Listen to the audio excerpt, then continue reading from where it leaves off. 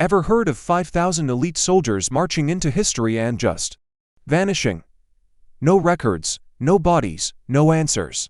This is the story of Rome's lost Ninth Legion. The Roman Empire kept some of the most detailed military records in ancient history.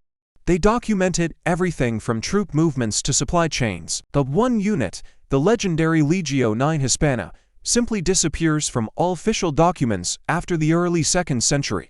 What could have possibly happened to 5,000 of the world's most disciplined and feared soldiers? First, let's talk about who they were. The Ninth Legion, nicknamed Hispana for its early service in Spain, was a hardened, veteran unit. They fought across Europe, from Germany to the brutal campaigns in Britain. They crushed rebellions, built fortresses, and held the northern frontier against fierce Celtic tribes. They were considered one of Rome's strongest and most reliable legions.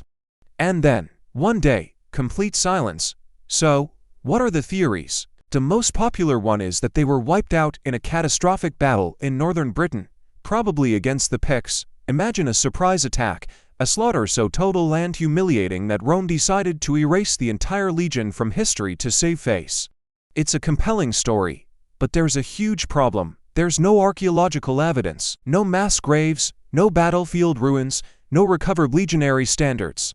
For an army of 5,000, you'd expect to find something. Another theory suggests the Ninth wasn't destroyed in Britain at all.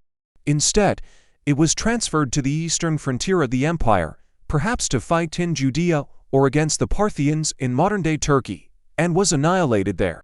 This would explain the lack of evidence in Britain. But again, Roman records from the east are also silent.